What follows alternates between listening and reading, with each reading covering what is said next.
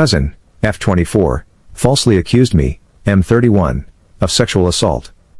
Now my family is contacting me after almost 10 years. I first posted this on relationships and it got auto-removed and I got no answer when I tried to get them to check it manually. Please note that no one involved is under 18 anymore and the situation did not involve sexual abuse. That's the whole point. Hi. I've never had an account on Reddit before, but someone on another forum linked this subreddit and I've been reading some stories. If this is the wrong subreddit, please let me know. Also, English is not my first language, so bear with me. It's pretty much like the title says. I just feel so lost on what to do. This is tearing up wounds and old rage is building again. Let me give some backstory. I've grew up in what was probably the most normal of normal households. Parents worked a lot, but still managed to care for me and my 3 older sisters. We were never super close as a family, but never had any issues either. Same goes for my extended family. They always lived a few hours away, but we saw each other during summer holidays or Christmas and always got along great. But when we got older we naturally grew apart as everyone had their own lives. I'm 31 now.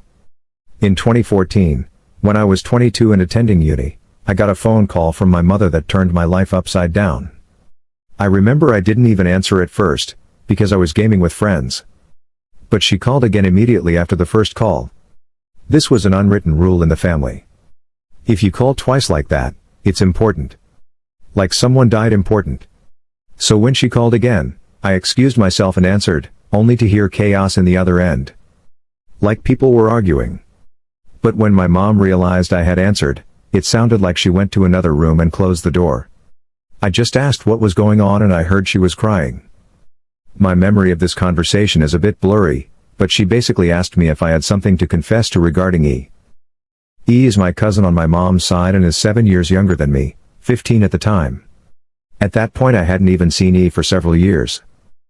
I just said no and asked what this is about. She just cried even harder and started accusing me of sexually assaulting E back when we were children. That E had told everything to my sister, and that my sister told my mother and my aunt. E had told them that back when she was 9, and I 16, she'd been playing in my room when I came in and started feeling her under her clothes and kissing her. My mother screamed at me to say something, but I couldn't even speak. It was all so absurd. I remember thinking that must be some bad joke. The last thing I remember saying was that it's not true and that E is lying. But then my mom goes on saying that how E gave such a detailed description of where and how. Then she kept asking something like, "Did you do this? Did you do this?" And I just screamed back at her no. Each time. It all ended with my mom putting me on speaker and both my mom and dad saying that they don't want anything to do with me and never to contact them again. 2 of my sisters texted me later that day, pretty much saying that I'm disgusting and then blocked me. I know it's weird, but after that call I went to have a long shower. To this day I still don't know why I did that. After calming down, I started calling and texting everyone, even E. No one answered and the ones who hadn't blocked my number by then quickly did so. The only thing I heard back was from my father who texted me to stop contacting them and that they need to heal. That was 9 years ago and I haven't spoken to anyone in my family since that day. To say this effed me up is an understatement. I was living in a haze for weeks after that and hardly ate at all. It didn't help that this was right before I was supposed to defend my bachelor's thesis and was already stressed out. Luckily my co-writer sensed something was up and saved me by controlling the conversation so that I got the easy parts. Without him I would have failed. Needless to say, no one came to my graduation. Then started the worst period of my life.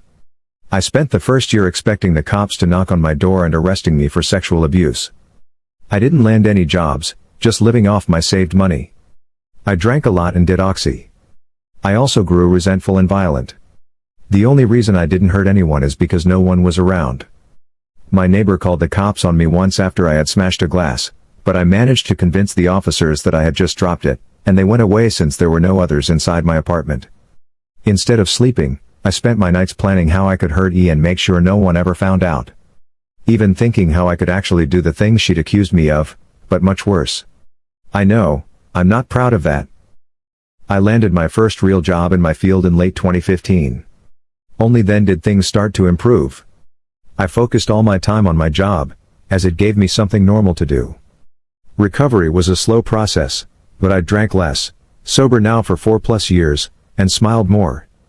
I lived cheap and earned good money, so I made a point of buying myself a nice gift for my birthdays, a VR headset, a motorcycle, Lego etc. And last year I moved from my shitty apartment and bought a small house. It was an old dream of mine to have my own garage and a garden to care for. This has boosted me even more. So my life is okay now. I still got problems.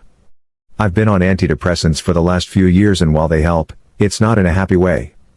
They simply remove the dark thoughts and replace them with dead ones.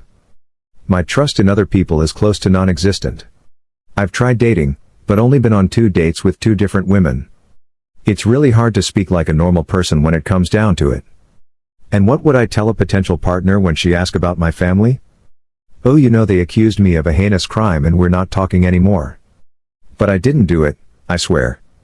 My field is very male-dominated, so the only woman I really speak to is my therapist, who I like a lot.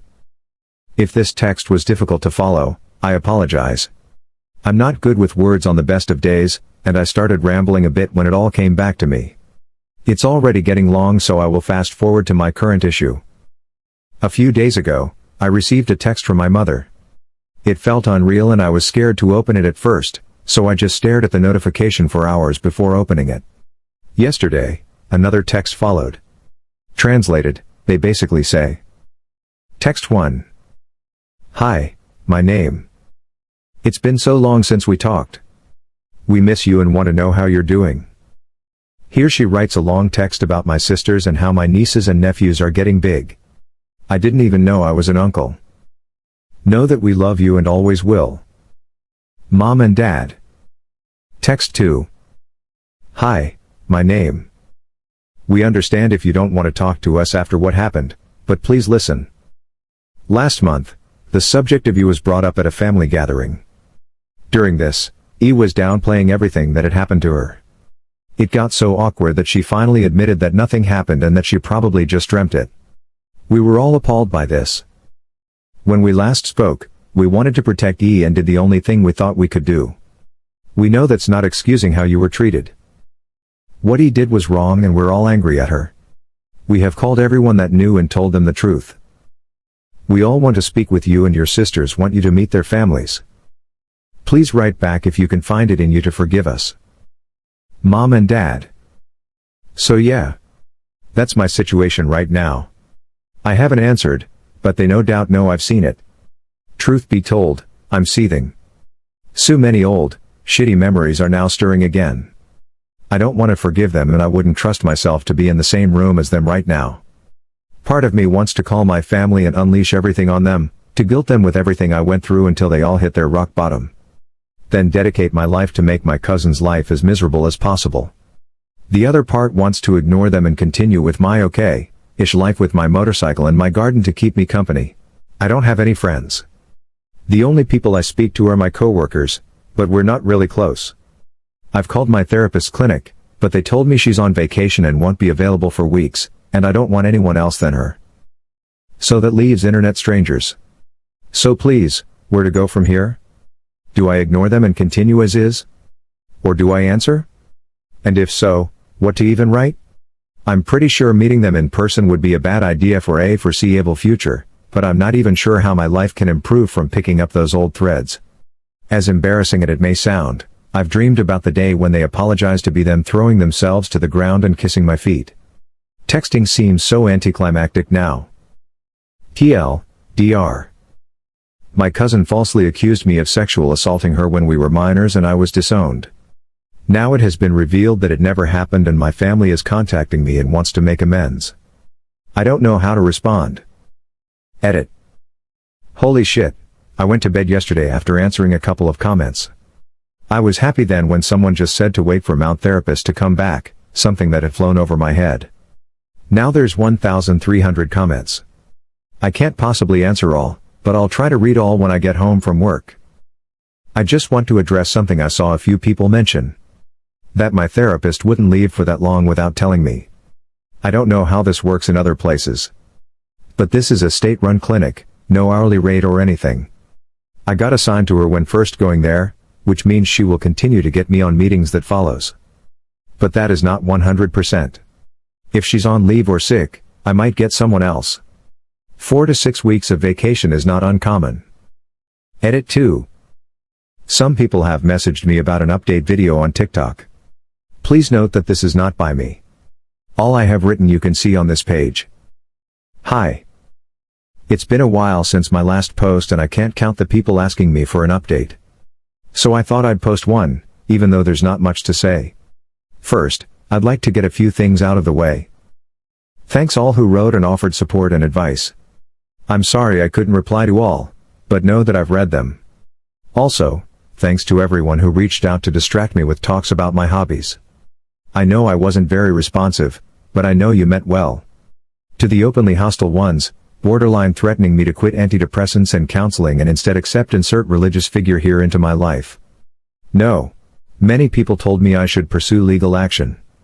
I didn't mention this in my first post, but I decided against that long ago for a few reasons. Best case, she would get a slap on the wrist and I wouldn't gain much at all. I just don't think it's worth the legal headache. And if I somehow would end up losing, I'll owe her legal costs. A lot of people have been messaging me about the fake updates. As I wrote in an edit to my other post, there are some fake updates on TikTok and YouTube. So if you saw something on other platforms that you didn't read in the text below or in the post linked above, it wasn't by me. While I don't really care about people making fake updates, I just want everyone that read my original post that these videos are not by me. Someone even claimed they had access to my original post on r/relationships, which contained these updates. That is false. With that cleared up, I'll add what's actually going on with my life right now. Know that I wrote the original post in anger and because I was completely lost on what to do. I needed a kick to the head and I got that within like the first 5 to 10 comments. That was really all I needed. I've met my therapist. I was first scheduled for September, but she managed to move it and we've had 2 talks so far. She also read the original post and many of your comments. While she would have preferred me to confide in a colleague of hers, in the end she was glad you guys told me to calm down a bit and wait. She knows firsthand how I can get when angry. I won't go through everything we talked about, but it comes down to that I may respond to my parents at some point, but if I do, it won't be anytime soon. I've started writing everything down that I once said to my family and then my therapist and I will go through those things continuously. For those who asked, they haven't tried to contact me further. I will not be updating this issue anymore. Not on Reddit, including DMs, or anywhere else, in case of more fake updates. Nor will I be commenting unless it's something very important. I don't want to be rude and I appreciate all the support, but it really is draining sometimes. I was almost glad when the moderators locked the comments on the first post. I'd like to end by saying thanks again to all the people who's been wishing me well and checking up on me. And for the people writing to check that I'm still alive, don't worry. You don't have to do that. I'm off work for a while and not by the computer much. I'm busy painting my garage. And here's what our Reddit peps say from this post. First from Curious, Oddity 12345. I'd force them to cover 10 years of medical costs. Ball is in your court and they're filled with guilt. And this one is from Love, Logic 83. Glad to hear you know how to proceed moving forward. Best of luck. And next is from Cal 57. I would never be able to forgive a betrayal like that, and help them get rid of their guilt by responding them. Even if Op reach out and get them in his life again, it will never be life before. The interactions will be forced, fake. In their head there will always be a little voice saying but what if he did it? And Op, when looking at them, will always see the people that abandoned him and led him to years of suffering. And at the first trouble involving Op, they'll betray him again. Because of this little doubt in a corner of their mind. To me it's not worth it. Especially after 10 years. Op made a lot of effort to rebuild himself over these years, graduate, have a job in his field, have his own home. He's not even done since he's still unable to build a romantic relationship. Why risk to ruin all those years of hard work, for strangers, because that's what they are now, that already showed they're not trustworthy? Next is from Chench 3. I wish you a happy life, man. I know everything that happened to you is a very crappy situation, but I'm happy you're better and going on with your life. You don't owe them anything, and if you don't want to, you never have to contact them again. Live your life as best you can. And lastly, for my drive in FRS. As a fellow man, I would like to say the following. Good on you for going to a therapist and processing your thoughts and feelings in a healthy way rather than letting your anger consume and drive you. I'm glad you're working on being a better person. It's going to pay off and you are going to be much happier because of it. Good luck, man. And that's all for today, guys. See you on the next one.